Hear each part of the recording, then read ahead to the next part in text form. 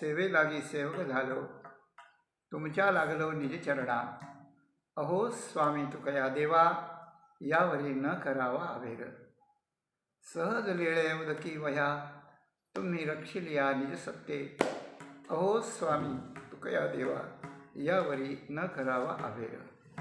निळामणे धराला हाती, तरी द्यालमती निरुपमा.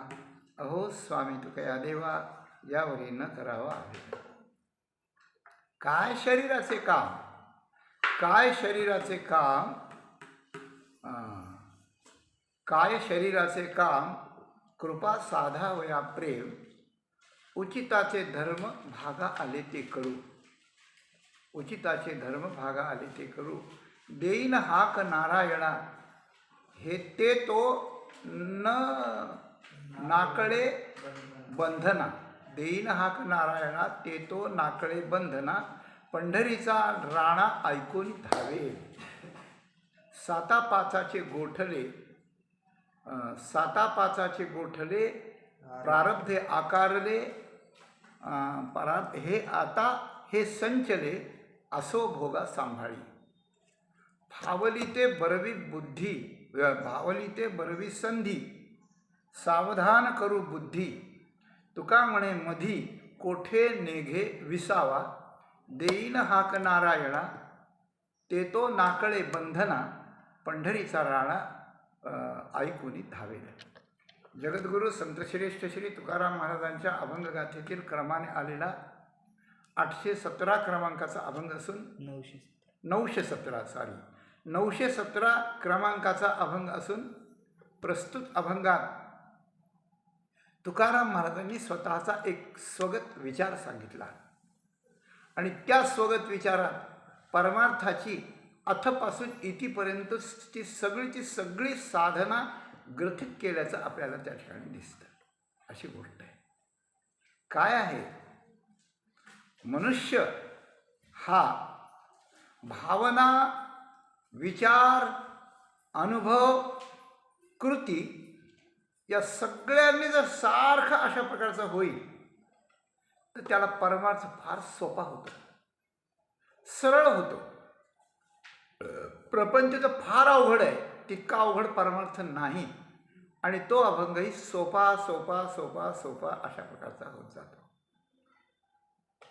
महाराजांनी एके ठिकाणी म्हणले, अवघे पंथ झाले सोपे, तुमचे दीनबंधू कृपे, दुसरे कापे सत्ता धाके. आस निरसली ये खेपे, अवघे पंथ झाले सोपे.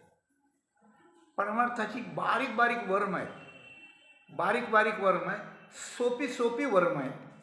पण ती बारीक असली म्हणून त्याला तुच्छ समजायचं नाही आणि सोपी म्हणून सहज समजायचं नाही. ते बारीक असू द्या आणि सोपे असू द्या, पण ते महत् भाग्यानेच कळायला लागतात. अशी गोष्ट आहे. तुकाराम महाराज ये खेपे आस निरसली, म्हणून अवघे पंथ सोपे झाले. म्हणजे काय? तर मनुष्याची आशा निरसन होणंच महत्त्वाचं आहे. ती होत नाही. पैशाची आशा, कपड्याची आशा, मानाची आशा, भोगाची आशा, प्रत्येक विषयाची आशा, वस्तूची हाव, व्यक्तीची हाव, घरादाराची, जमिनीची, सगळ्याचीच. आणि असं करून ज्या वेळेला आशा संपूर्ण निरसन होईल की आता कशाचीच आशा नाही, तन मन देह दिले पुरुषोत्तमा, आशा नाही कमळाची.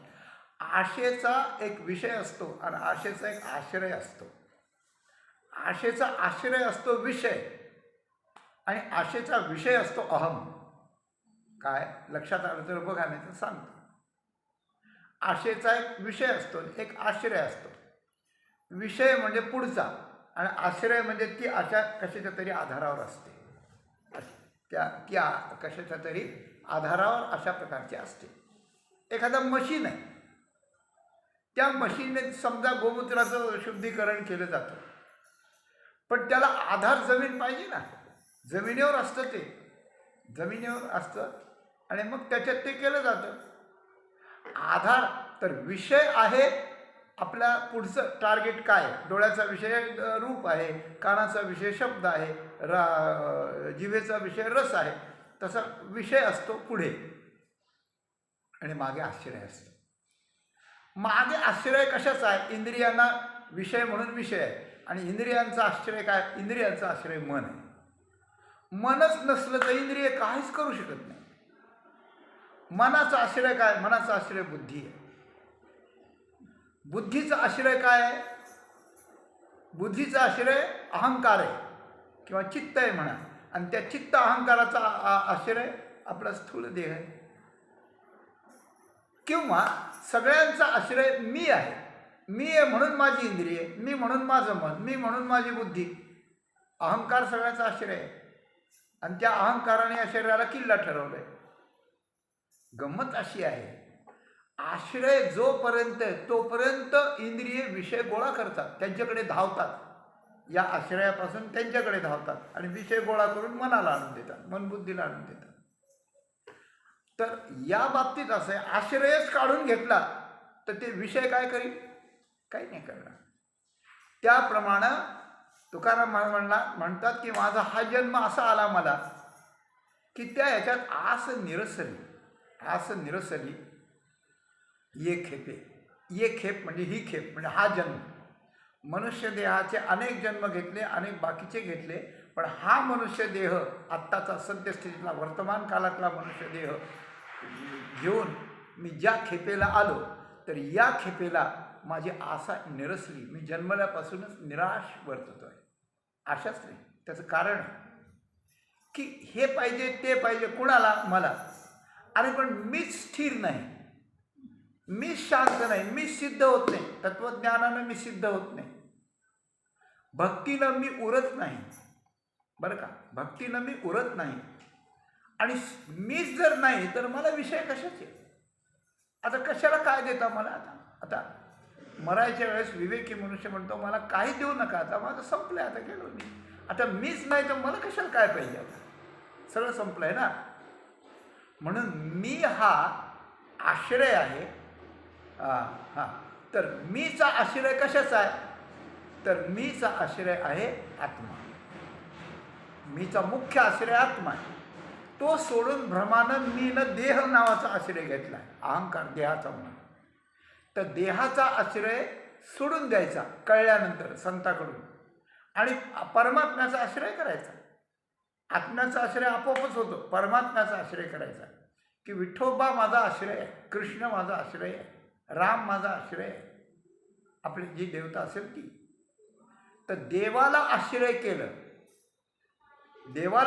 केलं आणि जर आशा गेली, आश्रय देवाला केलंय, आश्रय मी देह आणि भोग हा राहिला नाही, आणि म्हणून भोगाची आणि विषयाची आशा जर निरसन झाली, भोगाची आशा निरसन झाली, याच्यावरून आश्रय आता देह नसून आता परमात्मा ठरला, ही गोष्ट आपोआप सिद्ध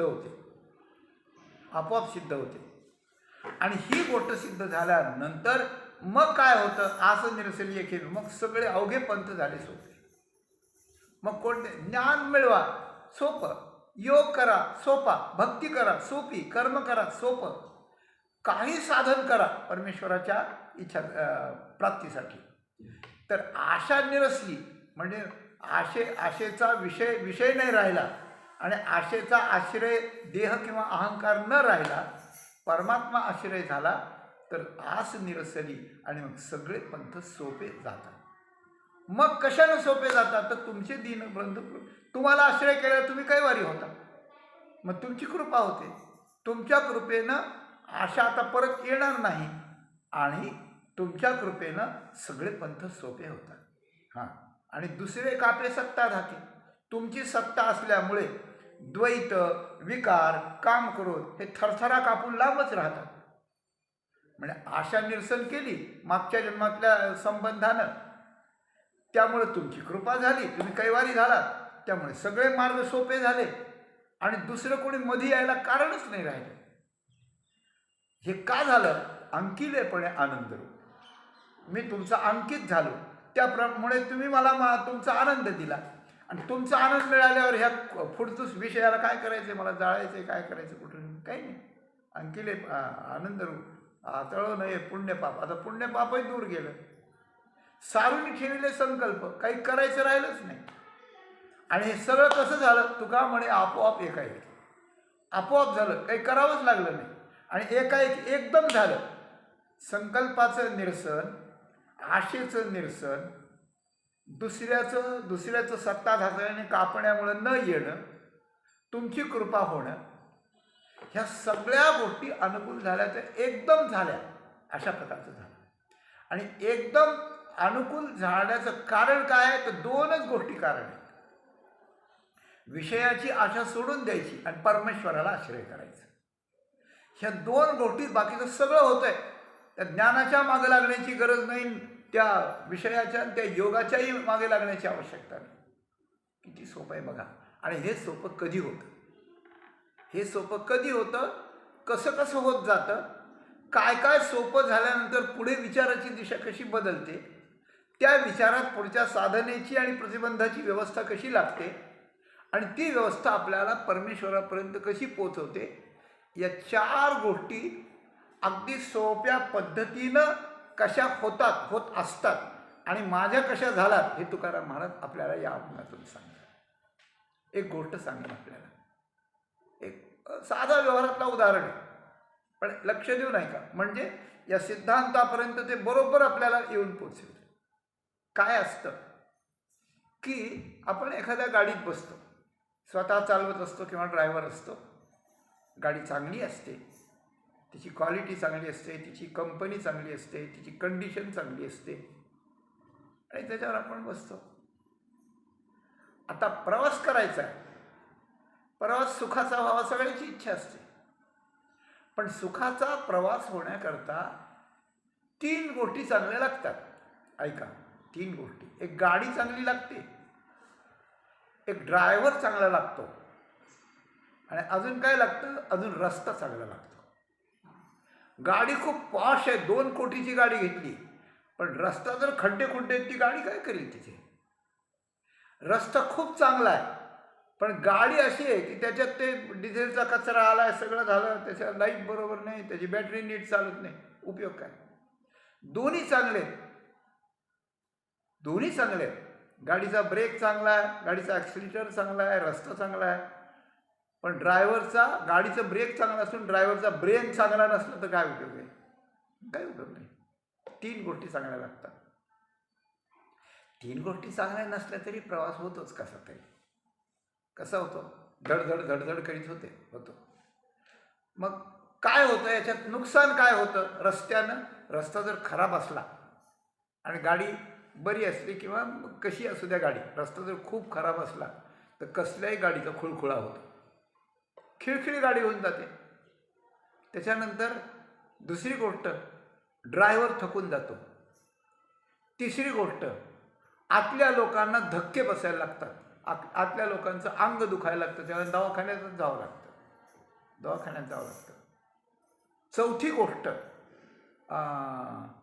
गोष्ट अशी आहे की सगळ्यांचं तेवढ्यापुरते कष्ट होतात पण आरोग्य बिघडतं. 5वी गोष्ट, वेळ जास्त लागतो. आणि 6वी गोष्ट, लग्नाचा वगैरे मुहूर्त असलं तर टळून जातो. दुसरं काय होतं, 5-6 प्रकारचे नुकसान होतात. गाडीला खर्च लागतो, डिझेल जास्त जातं, 7-8 गोष्टी आहेत, अजून निघतील काही, जाऊ द्या कशाला आता. तर 7-8 प्रकारचं नुकसान, आर्थिक नुकसान, गाडीचं नुकसान, ड्रायव्हर थकतो, आपल्याला धक्के बसतात, वेळ जास्त लागतो वगैरे सगळं होतं. आणि तीच जर रस्ता प्लेन असला, गाडी कंडिशनमध्ये अगदी त्याचं सगळं ओके करून आणलेली असली, नवी गाडी आलेली असली सगळं करून, ड्रायव्हर एक्सपर्ट असला तर काय होतं, डिझेल कमी लागतं, वेळ कमी लागतो, गाडीची झीज होत नाही, ड्रायव्हर फ्रेश राहतो आणि आतले लोक आरामशीर झोपून पलीकडे जातात. जैसे निद्रेचे सुख न मोडे आणि मार्ग तरी बहुसाल सांडे, तैसिये शोकासना साकडे सोहपे होय. ही गोष्ट माऊलीने सांगितली. चांगल्या प्रकारचं आसन असलेली गाडी मार्ग तर सांडतो, मार्ग सांडे म्हणजे मार्ग मागत जातो, लवकर प्रवास होतो आणि आतल्या लोकांना आरामशीर झोप अशा प्रकारचं होते. असे सगळेच फायदे होतात. कशानं, रस्ता सारखा आणि गाडी चांगली, 2च प्रकारे ड्रायव्हरचं पाहून होतं. त्याप्रमाणे आपला परमार्थाचा प्रवास आहे एक प्रकारचा. आयुष्याचा प्रवास, मनुष्यदेहाचा प्रवास, जीवनाचा प्रवास हा आहे. खाण्यापिण्याचं, लग्न करण्याचं, धंदापाणी करण्याचं, जगायचं तिथपर्यंत व्यवहारात जगतो माणूस. पण त्यात एखाद्याने जर साधनाचा प्रवास अवलंबिलेला असला की मला हे साधन, आता मी माझ्या 10 वर्षाच्या वयापासून मी भगवंताचं भजन आता सुरू केलं आहे, मी शेवटपर्यंत सोडणार नाही. हा साधनेचा प्रवास. साधनेचा प्रवास करतानाही रस्ता चांगला लागतो. साधनेचा प्रवास करताना आणि गाडी चांगली लागते. साधनेचा प्रवास करताना त्याप्रमाणे हे पाहिजे. तर साधनेचा प्रवास करताना रस्ता चांगला लागतो म्हणजे काय? तर रस्ता चांगला लागतो म्हणजे आपल्या अंतःकरणाची अंतःकरणाची अवस्था सारखी लागते. रस्ता चांगला असणं म्हणजे प्लेन असणं, मध्ये खड्डे नसणं, अशी गोष्ट आहे. तर आपलं अंतःकरण जर समतोल असलं, समतोल म्हणजे काय? एखादी इच्छा झाली की हैराण झालं ते मिळवायचं. एखाद्यात थोडं नुकसान आलं की तळ तळ तळ तळ करायला लागलं. एखादा फायदा झाला की असं छातीकडून ज्याला त्याला सांगायला लागलं आम्हालाही मिळालं, आम्हीही मिळवलं, तो कोणालाच मिळालं नाही आजपर्यंत, वगैरे वगैरे. चांगलं झालं की हुरळून जायचं, नाही झालं की हे जायचं, अशी गोष्ट आहे. हां, तेव्हा आणि काय असं त्या ठिकाणी सांगितलं आहे की आणि कपाळ धरुनी ठाके थेंबे विरे वाऱ्याने शोकेस चिखलू जायचं. थोडंसं मना वेगळं झालं की कपाळ धरतो, रडू लागतो, असं तळमळ करून लागतो. अशी उच्छृंखल अवस्था जर असली, उच्छृंखल अवस्था म्हणजे इकडं खड्डा नाही की इकडं चढ, असे गाडी उलटायल्याशिवाय राहणार नाही. अशी उच्छृंखल अवस्था असली तर त्याला साधन कोणतंच करता येत नाही. आणि खूप केलं तरी थोडं काहीतरी पदरात पडतं, नाही तर उलटंच होतं बहुतेक. फायदा करायला गेला साधनेतून तो नुकसानच अशा प्रकारचं होतं. आणि आयुष्याची आणि याची जर अवस्था सारखी असली, अंतःकरणाची रस्ता सारखा असल्यावर जशी गाडी साफ चालते त्याप्रमाणे साधनेची गाडी अंतःकरणाच्या समतोल अवस्थेरूपी रस्त्यावर चांगली चालते. म्हणजे काय? म्हणजे असं आहे, आपण आपलं कर्तव्य म्हणून करतो, प्रपंच करतो, गृहस्थ असेल, ब्रह्मचारी असेल, ते कोणी असेल तसं कर्तव्य करायचं. 1-2-4 तास काम आहे. काही माणूस 24 तास काम करत नसतो. 2 तास काम, 2-4 तास काम आहे, आपलं कर्तव्य करायचं. त्यात थोडं नुकसान झालं तरी मनाला असं तळमळ करू द्यायची नाही. झालं नुकसान झालं, तळमळ काय नुकसान येणार आहे का? नाही. मग पुढे भरून काढू आपण, पुढे याची भर काढू. मग ते नुकसान झालं आणि कळलं, त्याची व्यवस्था काय ती लावली की लगेच विसरून जायचं, हे मनाला जमलं पाहिजे.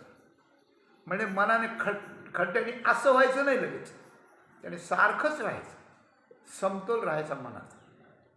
किंवा नुकसान आणि फायदा हा नेहमी चालू असतो आणि हा व्यवहाराचा असतो, आपला त्याशी काय संबंध असतो. लाभ हानी नाही येत अंतरा, तुकाराम महाराजांचे हे सारखे पण बघा. लाभ आणि हानी, लाभ समजा एखाद्या वेळेला लाभ झाला की खूप आनंद खूप आनंद खूप आनंद झाला, तर त्याच्या आनंदात सुद्धा ही साधना सुटून जाते. आणि नुकसान झालं तर त्याच्या नुकसानीच्या मुळे तळतळीमुळेही साधना सुचत नाही, नाम सुचत नाही, अभंग सुचत नाही, श्लोक आठवत नाही, काही आठवत नाही. आणि लाभ हानीत अंतःकरण जर सारखं राहिलं तर मात्र आपल्याला ती विसरता येतं. विसरलं की आपली साधना चालू राहते. काम करता करता चालू राहते, काम संपलं तरी चालू राहते, नुकसान झालं तरी चालू राहते, फायदा झाला तरी चालू राहते, अशी गोष्ट आहे. अरे त्या जनक राजाचा एक पाय जळत होता आग लागल्यामुळे. याज्ञवल्क्य मुनींनी परीक्षा पाहिली आणि सगळ्या ऋषींना दाखवली की बघा राजा आहे पण याची अवस्था कशी आहे. काय तुका अग्नी माझी एक पाव जळे असं म्हटलं, जळतोय आणि तो ऐकतोय. तो गुरुजींना म्हणतो याज्ञवल्क्यजींना की तुम्ही सिद्धांत सांगा, तुम्ही प्रक्रिया सांगा, तुम्ही वेदांत सांगा. हे शरीर माझं खोटं आहे, माझं पक्क ठरलंय, माझा त्याच्यावर आता वृत्ती पण नाही. पाय जळतो, पायाचा माझा काय संबंध आहे, शरीराचा माझा काय संबंध आहे, असं त्याला वाटत होतं. ऋषी मुनी आवाज झाले. जनक राजा मिथिलाधीश आणि त्या ठिकाणी जीवनमुक्त अशा प्रकारचा होता. म्हणून भगवंतानं हे करताना दृष्टांत देताना जनकाचा दृष्टांत भगवद्गीतेत केले गेले. हां, काय मास्थिता जनकादया संपश्यन कर्तुमर्हसी असं म्हटलं. अशी गोष्ट आहे. म्हणून जनकाचा काही नुकसान झालं, शरीराचं काही झालं तरी आपली वृत्ती जर शांत असेल तर त्या ठिकाणी आपल्याला आपली साधना करता येते. उच्छृंखलपणा त्या ठिकाणी नको. तशीच कशाची आशा नको. तसाच कोणाचा द्वेषही नको.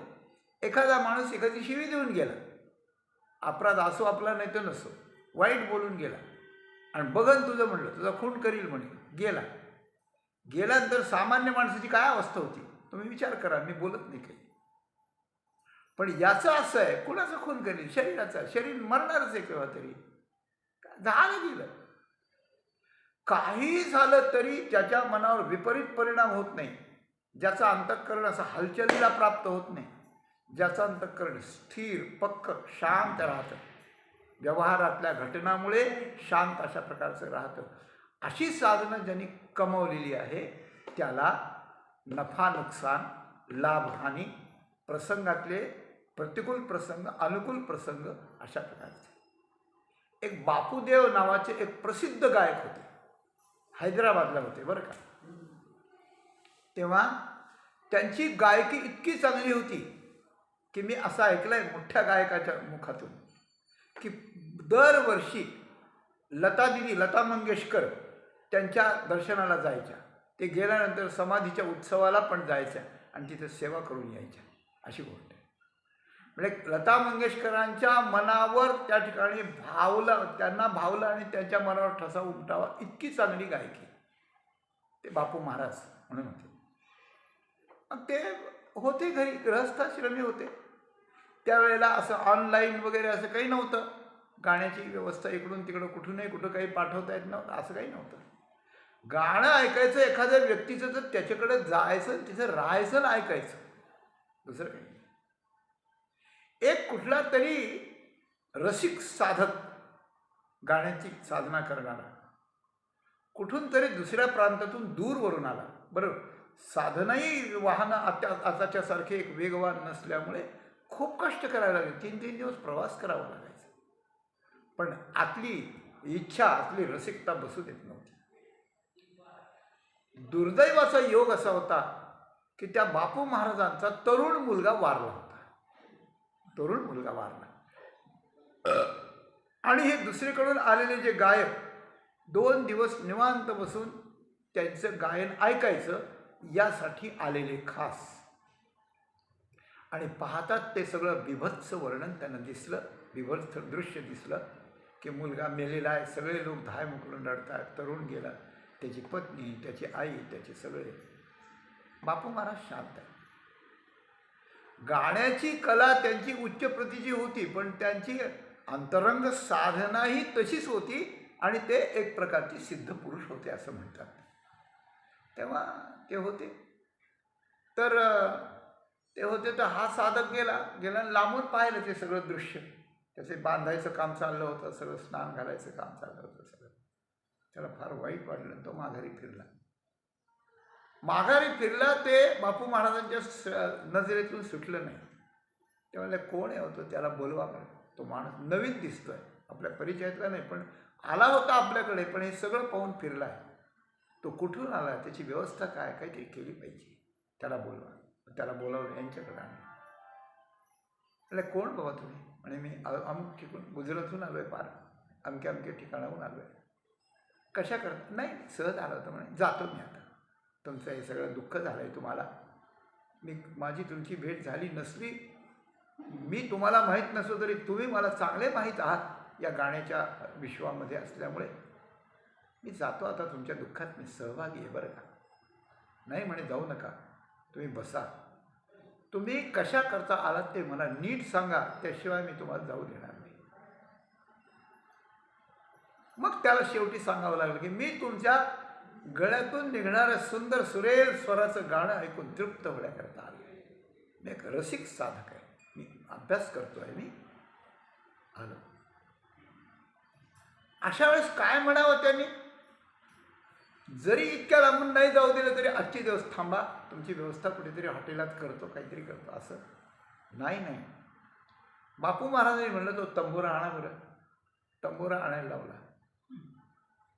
आणि दुसरे आता हे मोठे पुरुष असल्यामुळे यांच्याकडे कोण काय म्हणा, ते मौतीला ते प्रेत नेणं थांबवलं गेलं आणि 1 तासभर तंबोऱ्यावर स्वर लावून त्यांना जे जे राग हवे होते ते राग अति रुची घेऊ घास याप्रमाणे अत्यंत रसिकतेने त्या ठिकाणी बापू महाराजांनी गायले.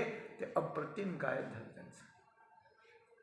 मुलाचं प्रेत समोर असताना एकाही स्वराची चलबिचल होऊ न देता, एकही तीव्र मंद स्वर त्याचा आपला न होता किंवा जास्त न घालता त्या साधकाचं समाधान करण्याकरता तास 1.5 तास त्याने अप्रतिम गायले. गाणं त्यांच्या अंगवळणी होतं हे जरी खरं असलं तरी ज्या अंतःकरणाच्या पार्श्वभूमीवर ते गाणं अंतःकरणातून प्रस्फुरित होत होतं, त्या अंतःकरणाला एक प्रचंड धक्का बसलेला असताना सुद्धा त्यांनी ते कुशलपणे त्या पद्धतीनं गायलं. याचा अर्थ असा की एवढी मोठी घटना घडली तरी त्याने अंतःकरणाला विचलित होऊ दिलं नाही. अंतःकरण विचलित न होण्या इतकी अंतःकरणाची साधनेची तयारी अगोदर झाली आहे, जन्मजन्मांतराची झाली. हा त्याचा अर्थ. म्हणून आपलं अंतःकरण जर स्थिर असेल, शांत असेल, आपण जर सगळं महत्त्व परमार्थाला दिलं असेल आणि त्या अंतःकरणातून जर आशा निघाली असेल, तर सांगत होतं दृष्टांतातलं हे की रस्ता जसा साफ असला की गाडी साफ चालते, त्याप्रमाणे अंतःकरणरूपी रस्ता जर साफ असला तर साधनेची गाडी त्याच्यावर छान प्रकारे चालते. आणि त्या साधनेची गाडी चालवायला जो ड्रायव्हर आहे म्हणजे जो विचार आहे, तो विचारही एक संत अशा तैलधारावत अशा प्रकारचा असावा लागतो, म्हणजे ड्रायव्हर चांगला असावा लागतो, अशी गोष्ट आहे. तेव्हा ही गोष्ट जर अशी सरळ असली तर गाडी अशी लपलप करीत नाही, उलटी पालटी होत नाही, धडका देत नाही, कुठे त्या ठिकाणी धक्का बसत नाही, काही अशा प्रकारचं नाही. जेवढे फायदे इकडे असतात तेवढेच फायदे इकडे असतात. असो, त्याप्रमाणे काय व्हावं लागतं की संसार आणि परमार्थ याचं ॲनालिसिस चांगल्या प्रकारे व्हावं लागतं. अंतःकरण परमार्थात स्थिर राहण्याकरता संसारातल्या सगळ्या गोष्टी गौण ठराव्या लागतात आणि त्या विचारानं गौण ठराव्या लागतात. त्यावेळेला माणसाच्या अंतःकरणात दुसऱ्याने विचारलेल्या प्रश्नावरून संसाराच्या गौणत्वाबद्दल आणि परमार्थाच्या महत्त्वाबद्दल जे उद्गार उत्तरादाखल येतात ते उद्गार तुकाराम महाराजांनी सुरुवातीला झाले. काय शरीराचे काम, काय शरीराचे काम. एखादा कपडा, शर्ट आहे समजा, घालून असा मळला, थोडासा फाटला, असं पडलाय आणि पतिराज काहीतरी कामात होते, काही लिखाण करतात. मग पत्नीनं विचारलं का हो हा शर्ट पडलाय, याचं काय करायचं आहे, याचं काम आहे का, याचं काम आहे का. त्याने म्हणलं काय तुला पाहिजे का, तिला पाहिजे होता फरशी पुसायला वगैरे, तर तसंच दिसत होतं. त्याला जा घेऊन, आमचं काही काम नाही. त्याचं आमचं काही काम नाही. आपल्या साधनेतला, आपल्या लिखाणातला वेळ काढून त्याचं काही काम नाही हे इतक्या सहजपणे म्हटलं की खरंच त्याचं काम नाही. तुम्हीच सांगा, ह्या शरीराचं मला आता काही काम नाही असं आपण म्हणू शकतो का? आपण म्हणू शकत नाही महाराज.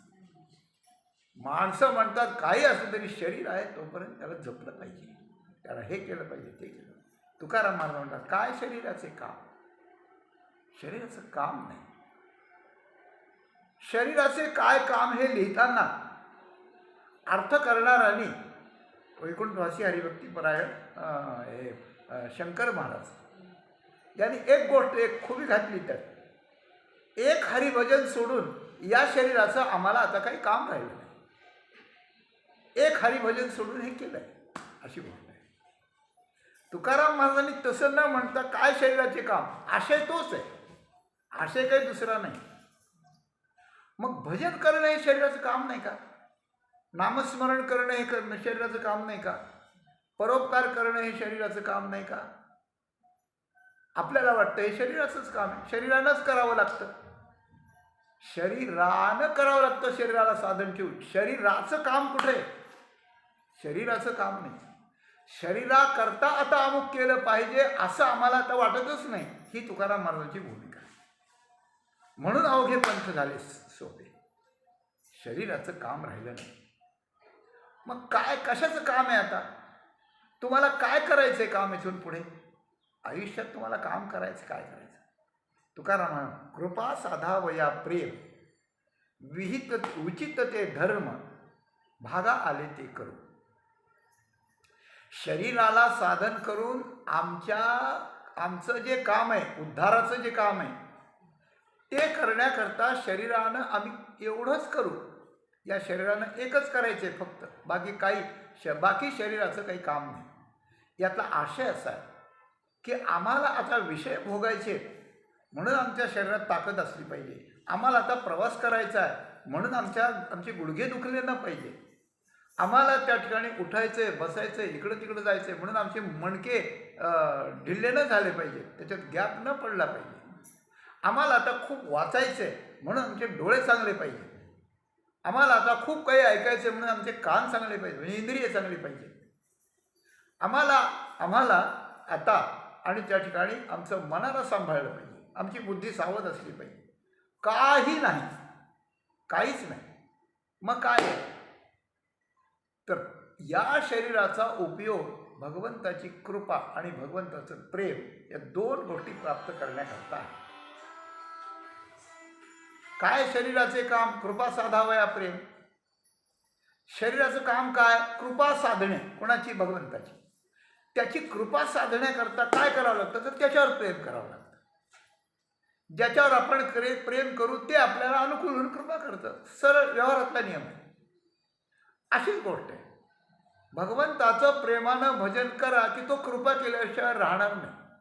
कृपा करील नारायण, नक्की करेल. मग कृपा साधण्याकरता प्रेम, आणि प्रेम साधण्याकरता काय करावं? तर उचित ते धर्म, भागा आले ते करू. उचित ते धर्म, भागा आले ते करू. आम्ही ज्या वर्णात आश्रमात जन्मलो आहोत, ज्या कुळात जन्मलेलो आहोत, त्या कुळाचा, वर्णाचा, आश्रमाचा विचार करून त्याच्याकरता काय काय आम्ही केलं पाहिजे हे जे शास्त्रांनी सांगितलेलं आहे ते आमचे उचित धर्म आहेत. उचित धर्म आहेत आणि ते आमच्या भागाला आलेले आहेत. भाग म्हणजे एक हिस्सा, आमच्या हिश्श्याला आलेले.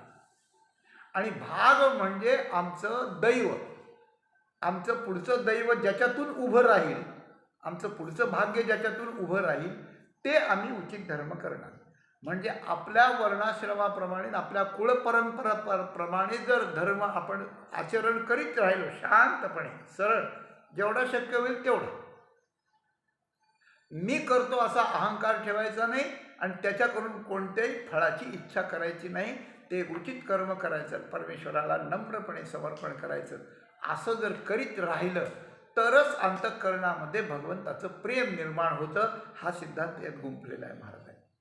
आणि प्रेम जर त्याच्यावर आपल्याला, भगवंतावर जर प्रेम करता आलं आपल्याला, तर त्याची कृपा झाल्याशिवाय राहत नाही. आणि त्याची कृपा झाली की नरदेहाचं सार्थक झालं, मग नरदेहाचं काहीच काम राहिलं नाही. अशी सगळी उलटी सुलटी प्रक्रिया.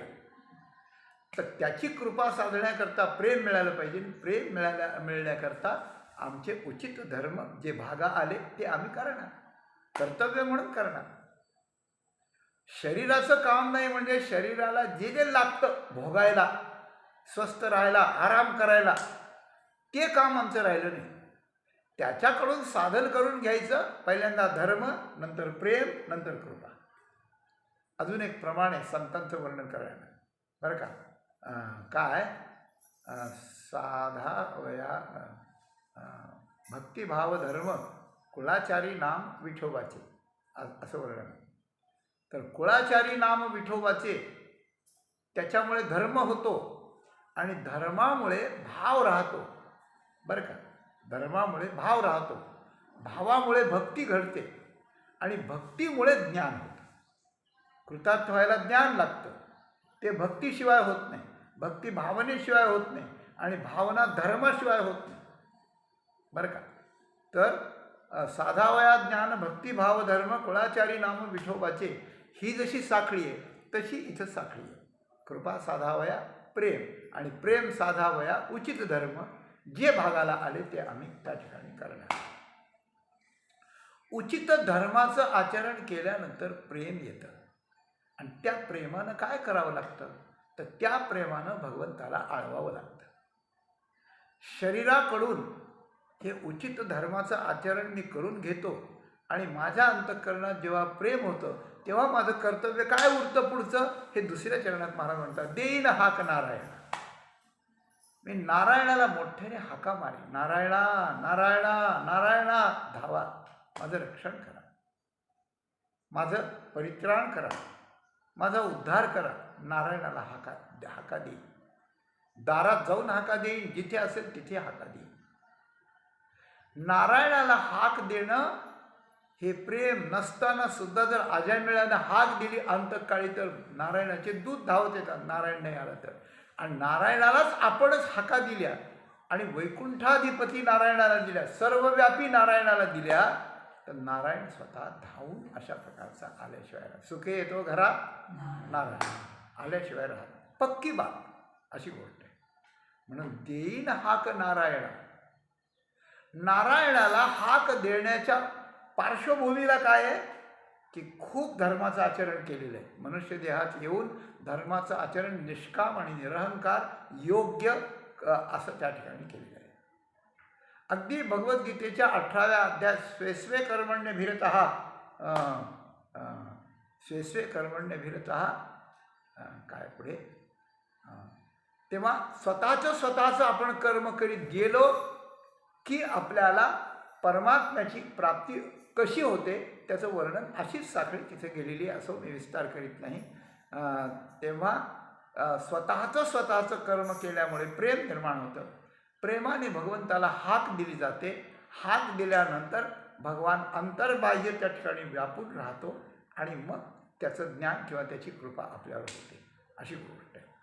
आणखी एक होतं, नारायणाला आपण हाका द्यायला लागलो मोठ्या मोठ्याने, माझ्या विठोबाचे नाम अट्टाहासे उच्चार, हळूहळू मनातल्या मनात घ्यावं ते ठीक आहे, साधन आहे ते, पंढरीचा राणा मना माझी स्मरावं. त्याच्यानंतर हळूहळू मुखानं घेतलं आपल्याला कळेल असं किंवा थोडं मोठ्याने तरी चालतं.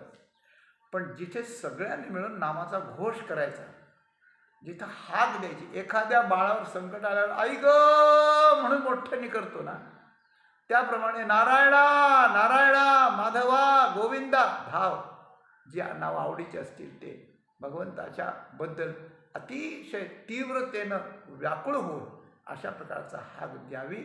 अशा प्रकारची साधना ही घोष साधना म्हणतात.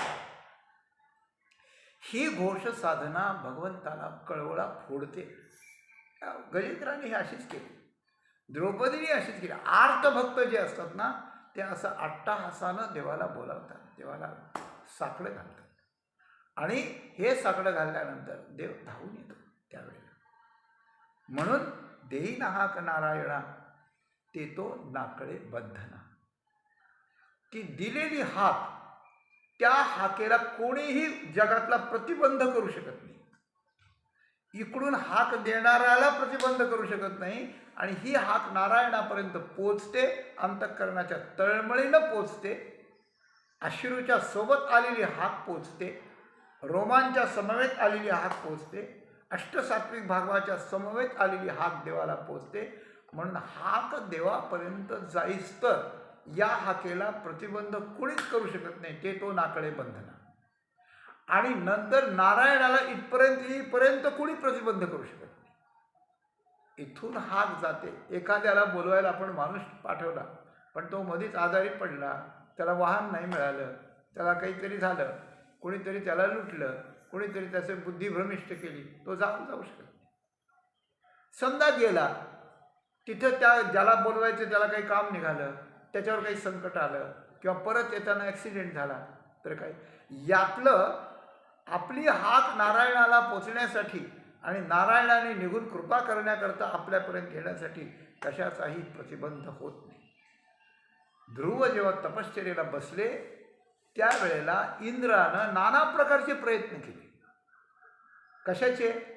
त्यानं म्हटलं हा ध्रुव नक्की आता इंद्रपद घेईल, याच्या बापाने याला मांडीवर बसू दिलं नाही, म्हणजे याची आई याला आता त्या बापाची गादी मिळू देणार नाही, मग ही याला असंच आदळ ठेवी, म्हणून हा तपश्चर्याला बसला.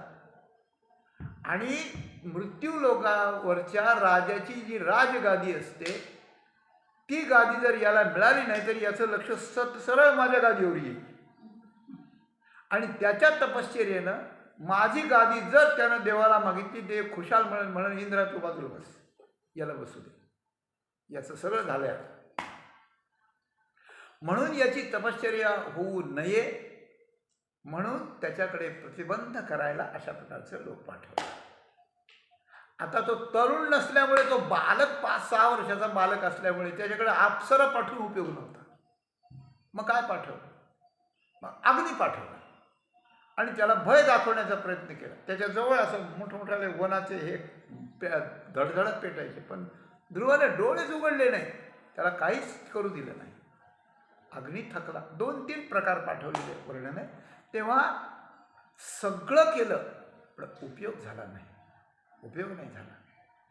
आणि ऐका, जर एखादा पदाच्या आशेनं, स्वर्गाधिक पदाच्या आशेनं जर तपश्चर्या करीत असला आणि जर इंद्रानं भीतीनं काही अप्सरा वगैरे पाठवली तर त्याचं निराकरण त्याला त्याच्या स्वतः हिमतीनं करावं लागतं, देव मध्ये येत नाही.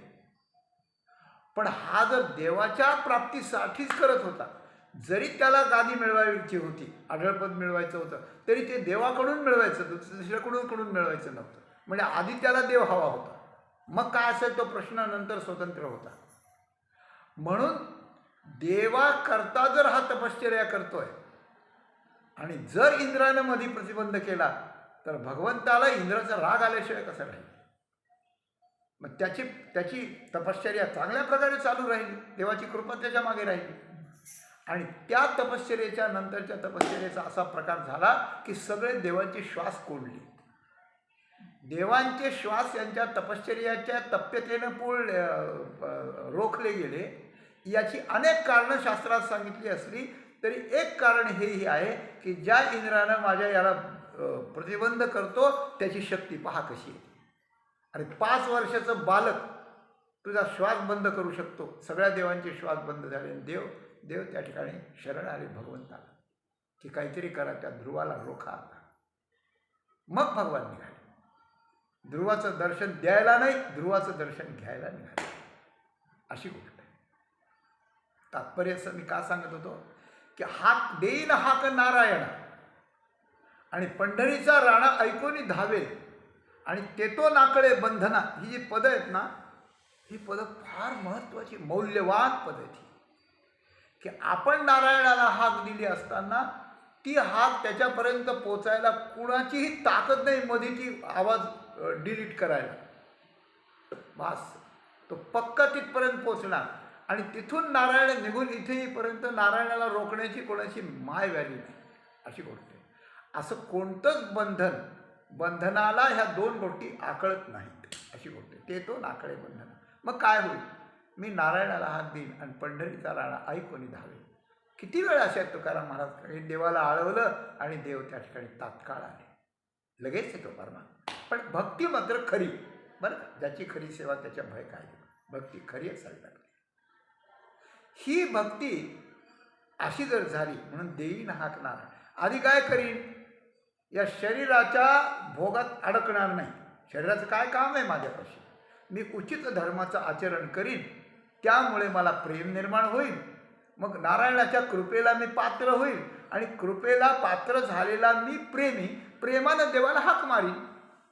मग देव सगळी बंधनं बाजूला करून देव माझ्यापर्यंत येईल आणि देव माझ्यापर्यंत येईल म्हणून पंढरीचा राणा ऐकून धावेल. हे किती सोपं होत आहे. नंतर अंतःकरणात आलेलं प्रेम, आचरलेला धर्मामुळं प्रेम आलेलं प्रेमामुळं भक्तीचा उचंबळलेली भक्ती, त्या उचंबळलेल्या भक्तीने दिलेली हाक आणि नारायणाचं येणं. आणि मग पुढंच काही विचार करायची गरजच नाही. नारायणाला सगळं होतं आहे, पुढचं काही राहिलं नाही.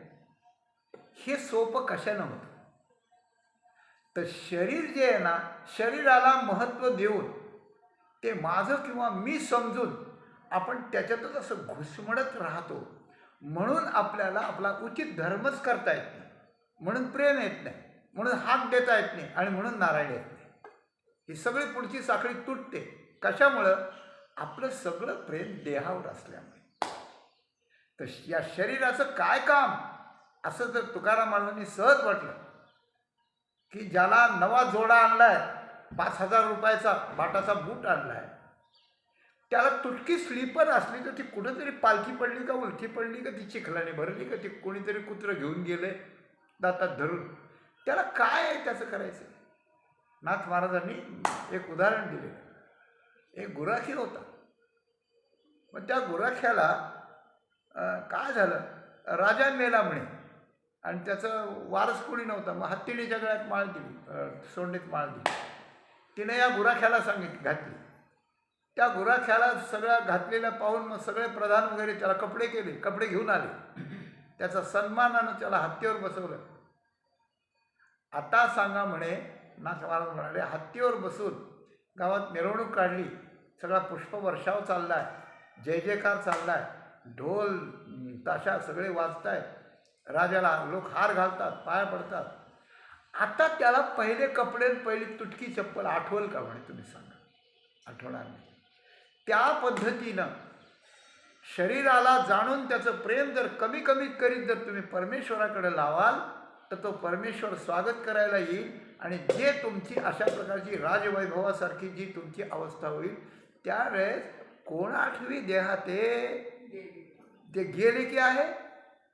हां, जे नानागती पावविते ते चित्त वरील आत्मयाते, ते वेळी कोण पाहे देहा ते गेले की आहे. हां, स्वप्नातल्या गोष्टीचा जागृतीत आल्यावर जसा तुच्छपणानं आठवण होते थोडीशी, त्याप्रमाणे याची आठवणही होणार नाही. मग काय आहे? तुकाराम महाराजांनी सांगितलं. तुकाराम महाराज विचारलं, शरीराचं काम नाही म्हणजे काय? शरीर काय? अहो, शरीर किती महत्त्वाचं आहे तुम्हीच सांगता ना. किती पुण्य केलं म्हणून शरीर मिळालं. तुकाराम महाराज हसले आणि त्यांनी तिसऱ्या चरणात त्याचं उत्तर दिलं. अरे, एक शरीर म्हणजे काय? 7-5 गोठले, प्रारब्धे आकारले. हां, 7-5 गोठले, प्रारब्धे आकारले. काय? आता हे संचले असो भोगा सांभाळे. हां, हे शरीर म्हणजे काय? ज्याच्यात काय हिरे माणिक रत्न आहेत का? याच्यात काय बासुंदी शिरा वगैरे असं त्या ठिकाणी आहे का? हे काय चांगल्या प्रकारच्या फार भारी प्रकारे केशर कस्तुरी, गुलाबजाम, केशर कस्तुरी, काजू बदाम असं यांनी घडलेलं आहे का? हे नाही. 7-5 गोष्टी. 7-5 3 दशकांचा मेळा म्हणतात ना. तिथं 7-5 शब्दाचा अर्थ वेगळा आहे आणि इथं 7-5 शब्दाचा अर्थ वेगळा आहे. तिथं 7-5 हे तत्व आहे बरं का, आणि इथे 7-5 हे धातू आणि पंचमहाभूत. रस, रक्त, मांस, मेद, मज्जा, अस्थि आणि रेत, वीर, हे 7 धातू आहेत बरं का. हे 7 धातू आहेत. या 7 धातूंचं शरीर बनलेलं असतं, अशी गोष्ट आहे.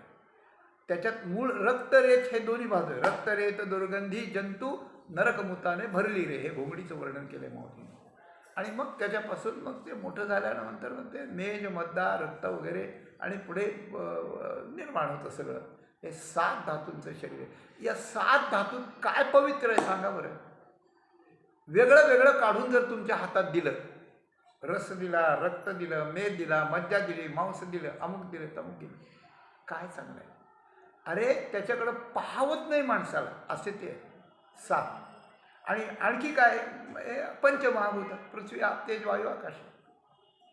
या समष्टी पंचभूतापासून म्हणजे मोठी पृथ्वी, समुद्र, पाणी, मोठं सूर्याचं तेज, या समष्टी महाभूतापासून व्यष्टित्वाचा थोडा थोडा भाग घेतला जातो आणि त्याचं एकत्रीकरण, त्याला पंचीकरण म्हणतात. या पंचीकृत महाभूतांच्या एकत्रीकरणात आणि या सप्तधातूच्या मिसळण्यात असं 7 आणि 5 मिळून या 12 तत्वांचं शरीर त्या ठिकाणी घडलेलं आहे. आणि याचं गोठलेलं आहे, दुसरं काही गोठलेलं आहे. बायका जसं दुधाचा खवा गोठतात ना, तसं हे गोठलं आहे. कुणी गोठलं? आणि मग हे गोठून त्याला आकार दिला आहे. त्याला नाक केलं, त्याला डोळे केले, त्याला डोकं केलं, त्याला केस केले, त्याला हात, पाय, बोटं, नखं, कांडे, हातावरच्या शिरा रोम बारीक बारीक बारीक अशी गोष्ट आहे. मोठ्या मोठ्या शास्त्रज्ञांना याचा मेळच लागत नाही कसं आहे नेमकं ते. एका एका अवयवावर आयुष्यभर अभ्यास करतात शास्त्रज्ञ आणि डॉक्टर्स लोक याच्यावर.